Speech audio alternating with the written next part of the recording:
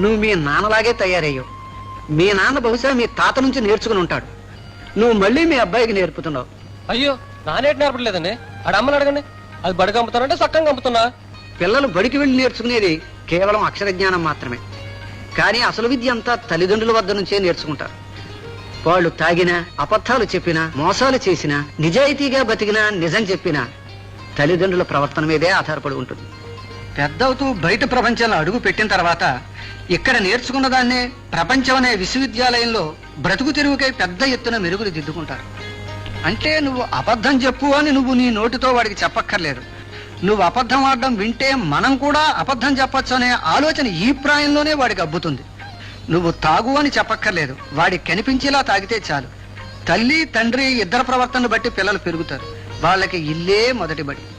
వాడి భవిష్యత్తు దిద్దడం మీ చేతుల్లోనే ఉంది.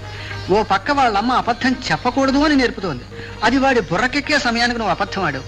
ఈ రెండింటికి మధ్య వాడు తట్టుకోలేక నాతో